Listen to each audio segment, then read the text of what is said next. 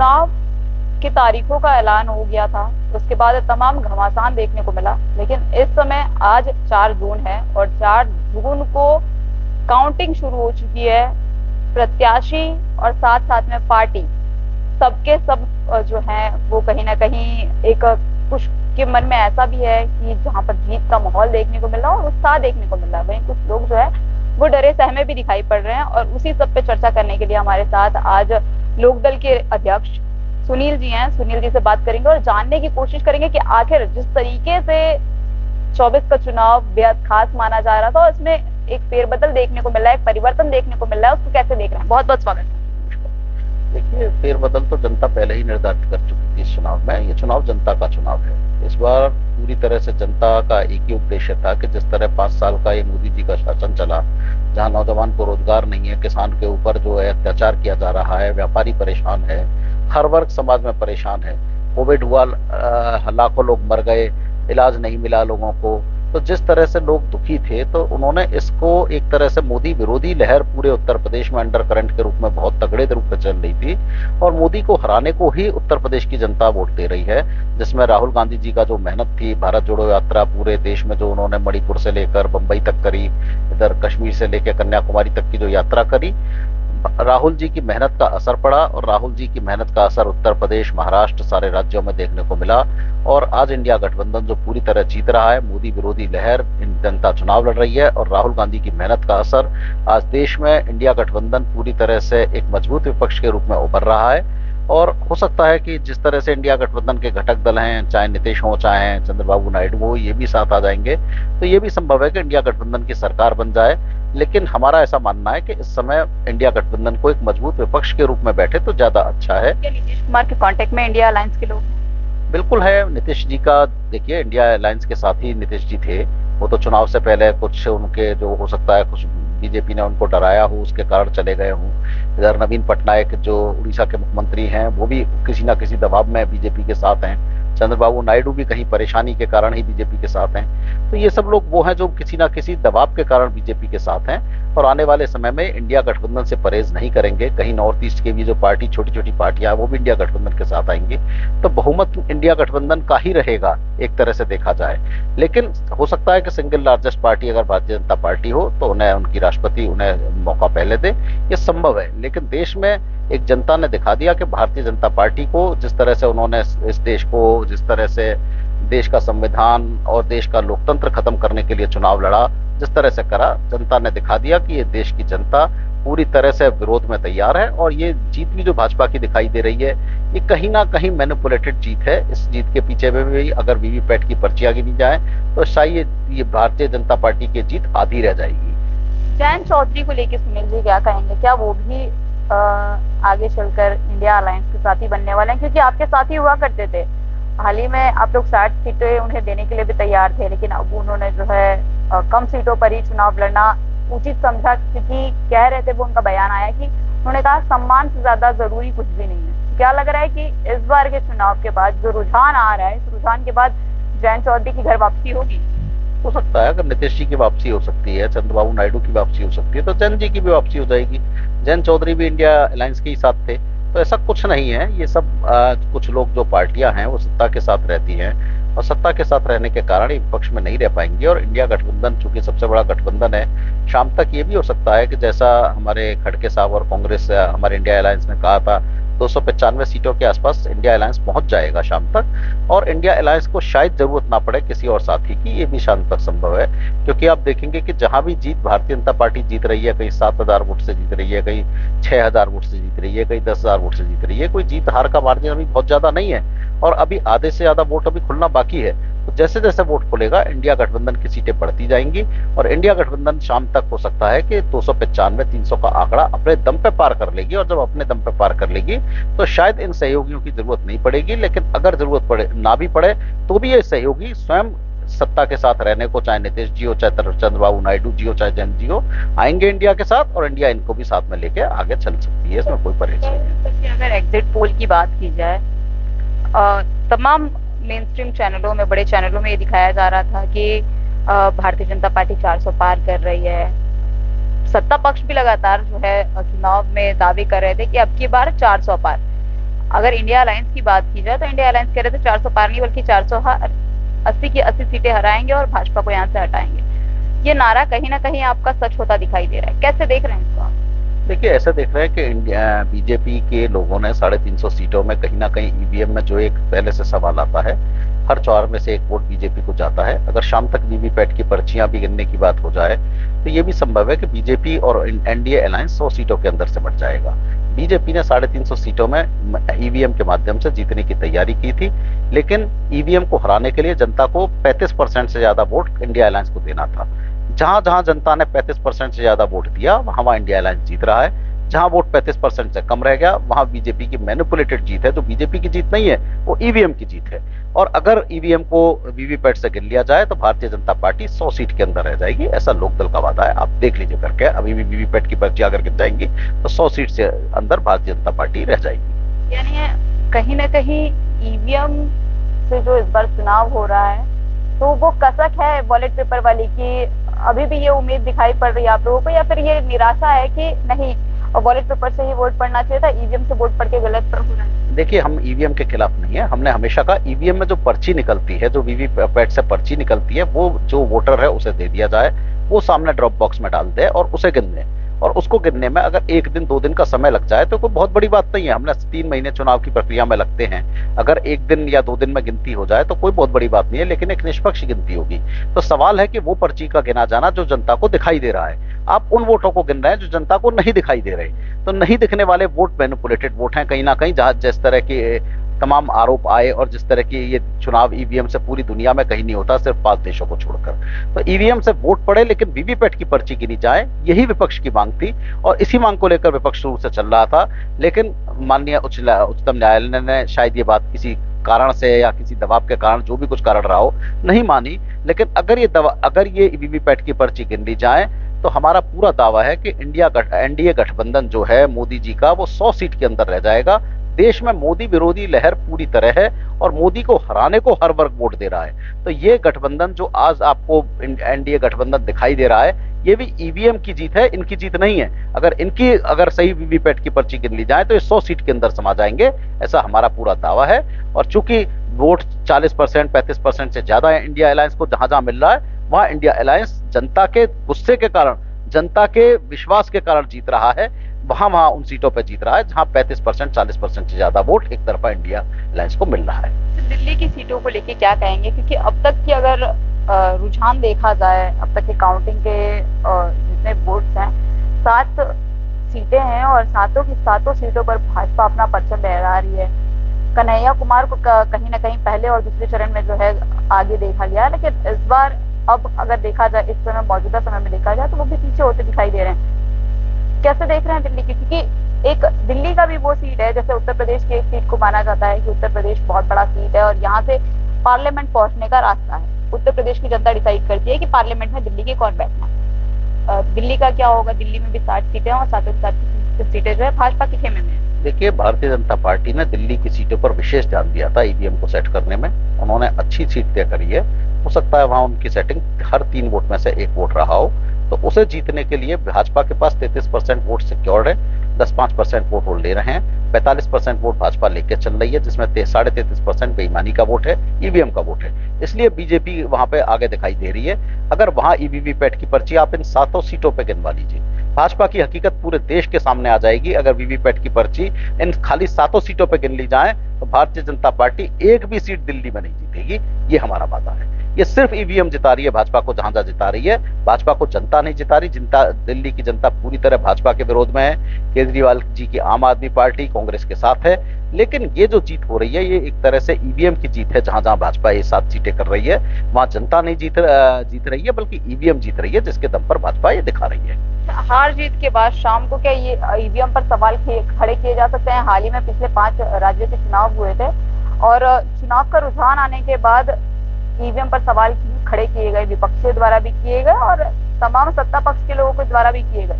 उन्होंने भी ये सवाल किया था कि जहां जहां पर कांग्रेस की सरकार बनी है, इंडिया अलायंस की सरकार बनी, वहां पर क्यों नहीं सवाल किया गया ईवीएम पर? तो क्या इस बार ईवीएम पे सवाल होगा? हम तो आज भी हमारे सरकार बहुत मजबूती से बन रही है, क्योंकि जनता एक तरफा इंडिया अलायंस को वोट दे रही है, तब इंडिया अलायंस 230-40 सीटों तक पहुंच पा रहा है। तो निश्चित रूप से जान लीजिए, अगर वीवीपैट की पर्ची गिन ली जाए तो 543 में से इंडिया अलायंस 450 सीट जीतेगा कम से कम। ये सिर्फ ईवीएम का जो हेराफेरी है उसके कारण भाजपा चल रही है, लेकिन अगर पर्चियां सही से गिन ली जाएं, और हम चाहेंगे आने वाले समय में गिनी भी जाएं, किसी तरह सुप्रीम कोर्ट इंडिया अलायंस जाए और इन पर्चियों को गिनवा दे एक बार, तो देश का दूध पानी का पानी हो जाएगा कि किस तरह भारतीय जनता पार्टी पिछले कई सालों से इस देश में मैनिपुलेट करके चुनाव जीत रही है।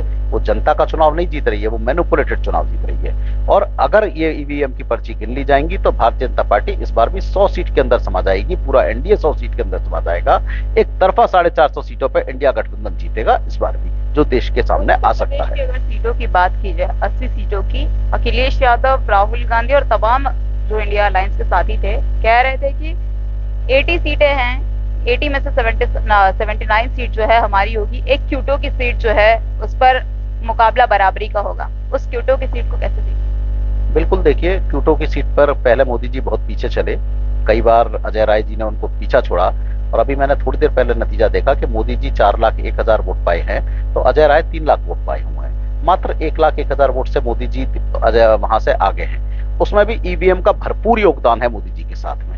अगर वीवीपैट की पर्ची आप वाराणसी में ही गिनवा लीजिए तो अजय राय वहां से विनिंग प्रत्याशी हो जाएंगे, क्योंकि अजय राय वहां से जनता के हर वर्ग का वोट उन्हें मिल रहा है, हर जाति का उन्हें वोट मिल रहा है। ये तो ईवीएम है जो मोदी जी को जिता रही है, वरना उनको वहीं कन्याकुमारी जाकर ही साधना करनी पड़ेगी, क्योंकि उनको जनता ने पूरी तरह नकार दिया है। पूरे वाराणसी नहीं, पूरे उत्तर ईस्ट यूपी में जो हमारा पूर्वांचल है, वहां भारतीय जनता पार्टी शायद ही किसी सीट पर जीत रही है। हर सीट पर समाजवादी पार्टी और इंडिया गठबंधन जीत रहा है, क्योंकि लोगों में भारी आक्रोश है, और उस भारी आक्रोश के कारण पूरे का पूरा इंडिया गठबंधन वहां पे जीत रहा है। क्यूटो में जो है वो ईवीएम अच्छा काम कर रही है।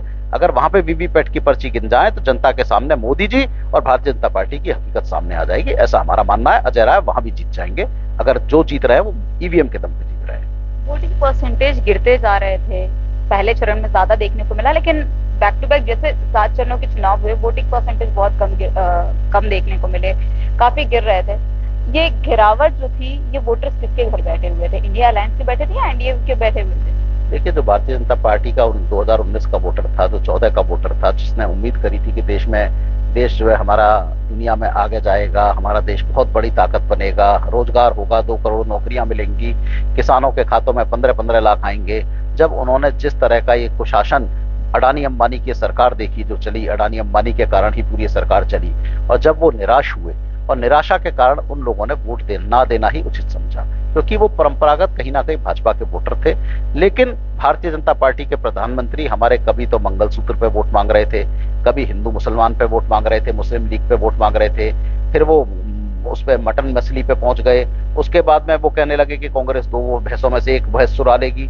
तो प्रधानमंत्री की जिस तरह बातें, जिस तरह बौखलाहट और जिस तरह बहकापन बातों में आया, तो भाजपा के नेताओं को भी प्रधानमंत्री की बातों को संभालना भारी पड़ गया। तो भाजपा के वोटरों ने उचित समझा कि वो घर पे ही बैठे रहें, और इसलिए इंडिया गठबंधन के वोटर ज्यादा से ज्यादा वोट देने गए और भाजपा के वोटर नहीं गए, क्योंकि भारतीय जनता पार्टी के वोटरों ने देखा कि जिस प्रधानमंत्री को उन्होंने एक प्रधानमंत्री माना था देश में और चुना था, आज उनकी बातों में इतना हल्कापन है कि कभी वो मंगलसूत्र पे, कभी मटन पे, कभी भैंसों के ऊपर वोट मांग रहे हैं। वो देश का प्रधानमंत्री नहीं, बल्कि ऐसा लग रहा है कि गली मोहल्ले का कोई सभासदी का चुनाव लड़ रहे हो। आज तो ये भी कहते हैं, उनका एक और बयान आया था, उन्होंने कहा कि इंडिया अलायंस के लोग मुजरा कर रहे हैं, हम जो है पिछड़े वर्ग के जितने भी समाज के लोग हैं उनके साथ हैं, और उनसे हमारा पुराना एक नाता है, लेकिन इंडिया अलायंस के लोग अगर मुजरा कर रहे हैं तो उन्हें करने दो। क्या कहेंगे इसके लिए? देखिए, पीएम ने अपनी गरिमा के अनुरूप बयान नहीं दिया, और देश की जनता ने आज उनको जवाब दे दिया। फिर मैं स्पष्ट रूप से कहना चाह रहा हूं, जो सीट भाजपा जीत रही है वो ईवीएम जीत रही है, ईवीएम की मैनिपुलेशन जीत रही है। अगर वीवीपैट की पर्ची गिन ली जाए तो मोदी जी की हकीकत देश की जनता के सामने आ जाएगी। मोदी जी अपना चुनाव तो हारेंगे, भारतीय जनता पार्टी और एनडीए गठबंधन 100 सीट के अंदर समा जाएगा। ये सिर्फ ईवीएम जीत रही है। तो इंडिया गठबंधन को जनता का प्यार मिल रहा है, जनता का विश्वास मिल रहा है, जनता का हर वर्ग का वोट मिल रहा है, हिंदू का मिल रहा है, मुसलमान का मिल रहा है, हर जाति का वोट मिल रहा है, बेरोजगारी हटाने को मिल रहा है, किसानों को वो एमएसपी का वादा करने को मिल रहा है, महिलाओं को अपने पैरों पर खड़े होने के लिए वोट मिल रहा है। जो 16 लाख करोड़ अडानी अंबानी को बांटा गया, आज गरीबों को बांटने के लिए इंडिया के लोग वोट दे रहे हैं और ये वोट 450 सीटों पर इंडिया गठबंधन जीत रहा है। लेकिन ईवीएम इनको कुछ सीटों से हटा रही है, लेकिन बाकी भी आज एक मजबूत विपक्ष के रूप में इंडिया गठबंधन आ गया है और शाम तक हो सकता है इंडिया गठबंधन के बाकी साथी भी जुड़ जाएंगे। तो सरकार बनाना आज इंडिया गठबंधन के लिए कोई बड़ी बात नहीं है, बना लेगा। लेकिन आज भी हमारी इच्छा है कि अगर इनको बहुमत नहीं मिलता इंडिया को तो विपक्ष में बैठें और भाजपा की सरकार बनने दें, एक मजबूत विपक्ष का रोल निभाएं। आने वाले जो भी आगे चुनाव होगा इस देश में, उसमें इंडिया अलायंस पूरी तरह क्लियर कट मेजोरिटी में आएगा, वो ज्यादा अच्छा है बनस्पत इसके कि ये तोड़ फोड़ की सरकार बनाए और उस तोड़ फोड़ की सरकार से फायदा ना हो। तो हमारा तो यही मानना है कि आज इंडिया गठबंधन को जो जनता ने जो भी कुछ किया है, आज इंडिया अलायंस का बहुत बड़ी जीत है। और ये जीत इंडिया अलायंस की, राहुल गांधी जी की तो है, लेकिन उससे बड़ी जीत ये देश की उस जनता की है जो जनता ने अपना आक्रोश निकाला है, जिन बेरोजगार नौजवानों ने अपना आक्रोश निकाला है, जिन किसानों के ऊपर अत्याचार हुआ है, जिन व्यापारियों के ऊपर और समाज के हर वर्ग के ऊपर जो अत्याचार हुआ है, आज ये उसकी जीत है, उनके विश्वास की जीत है। और ये जीत जनता ही चुनाव लड़ रही थी। फिर हम कहना चाहते हैं इंडिया अलायंस में सिर्फ जनता ने चुनाव लड़ा है और जनता ने चुनाव लड़के अपने आप को जिताया है। ये जीत जनता की है, ये जीत जनता के लिए है, जनता के गुस्से की है, मोदी को हटाने के लिए है। और अगर आज भी भाजपा के लोगों को समझ में ना आए कि ये देश का चुनाव मोदी हटाने को हो रहा था, अगर आज भी भाजपा के लोगों को चाहिए कि अगर उन्हें अपनी बची कुची छाप वो साख बचानी है तो मोदी जी को हटाकर अपना नेता फैसला करें, क्योंकि अगर मोदी जी रहे तो भारतीय जनता पार्टी सिर्फ 2 सीटों की पार्टी बन जाएगी। जहां से वो शुरू हुई थी, भारतीय जनता पार्टी पूरी तरह बर्बाद हो जाएगी। तो आज भारतीय जनता पार्टी के लोगों को मोदी को हटा के अपना नेता चुनना चाहिए, क्योंकि ये देश के जनता ने दिखा दिया कि मोदी में उनका विश्वास नहीं है और जो सीटें वो जीत रहे हैं वो भी मैनिपुलेशन से जीत रहे हैं। वो भी अगर वीवीपैट की पर्ची गिन ली जाए तो मोदी जी की हकीकत देश की जनता के सामने आ जाएगी। आपके हिसाब से पीएम का चेहरा किस party? India alliance. India alliance में तो इंडिया अलायंस वाले फैसला करेंगे। हम तो डेमोक्रेटिक लोग हैं, आपस में बैठते हैं और कहीं ना कहीं अब देखेंगे जो भी कुछ होगा। हम तो चाहते हैं राहुल गांधी जी प्रधानमंत्री बने। देश में उन्होंने 17,000 किलोमीटर की यात्रा करी है। हमारे हिसाब से सिर्फ राहुल गांधी जी की वजह से आज इंडिया अलायंस जीता है। चाहे महाराष्ट्र में उद्धव जी जीत रहे हो, चाहे शरद पवार जी जीत रहे हो, यहाँ तक कि उत्तर प्रदेश में अगर समाजवादी पार्टी जीत रही है तो उसमें बहुत बड़ा योगदान राहुल गांधी जी की मेहनत का है। राहुल गांधी जी की जो मेहनत है भारत जोड़ो यात्रा की, उसका है। तो राहुल गांधी जी एक चेहरा है, लेकिन ऐसी कमजोर सरकार में राहुल जी को नहीं बनना चाहिए। समय आएगा, देखेंगे, बैठेंगे। खड़गे जी हमारे प्रत्याशी हो सकते हैं, बहुत अच्छे प्रत्याशी हैं। इंडिया अलायंस अगर खड़गे जी को भी बनाएगा तो भी बहुत अच्छे प्रत्याशी हैं, एक अनुभवी नेता हैं, 10 बार के विधायक रहे हैं, 4 बार के सांसद रहे हैं, बहुत अच्छे नेता हैं। अगर वो भी बनते हैं तो देश को कहीं भी मोदी जी से कोई भी हमारे अलायंस का नेता, कोई भी प्रधानमंत्री बनेगा वो मोदी जी से ज्यादा समझदार होगा, देशभक्त होगा और मोदी जी से आगे ज्यादा देश को लेकर जाएगा। हमारा कोई भी नेता आप उठा लेंगे, चाहे वो छोटी पार्टी का हो चाहे बड़ी पार्टी का हो, और इंडिया अलायंस डेमोक्रेटिक पार्टी है और डेमोक्रेटिक दल है, सब बैठ के फैसला करेंगे। यहाँ भारतीय जनता पार्टी की तरह नहीं है कि मैं मोदी, तो भले ही उसमें नाम के लिए हो, लेकिन प्रधानमंत्री कौन है? मोदी। गारंटी किसकी है? मोदी की। भाजपा की तो कोई गारंटी नहीं है। आरएसएस क्या कर रहा है, भाजपा क्या कर रही है, यही पता नहीं है इस चुनाव में। इस चुनाव में तो ऐसा लगता है कि सिर्फ मोदी लड़ रहे थे और पूरी भाजपा को खा गए। तो आज इस देश में जिस तरह से भारतीय जनता पार्टी का सत्यानाश मोदी जी ने किया है, ये उसकी हार है। और आज देश की जनता की जीत है, गरीब की जीत है, आम आदमी की जीत है। जो एक अडानी अंबानी की सरकार मोदी ने चलाई, आज उसकी हार है और उसकी हार के कारण ही देश की जनता जीती है। हम अपना प्रधानमंत्री आपस में बैठ के तय कर लेंगे और कांग्रेस जो तय करेगी, इंडिया अलायंस जो तय करेगा, एक अच्छा चेहरा तय करेगा, वो चेहरा तय करेगा जो देश के लिए काम करेगा। इंडिया अलायंस में एक जमाने में सोनिया जी ने प्रधानमंत्री के पद को छोड़ दिया था, वो चाहती बन सकती थी।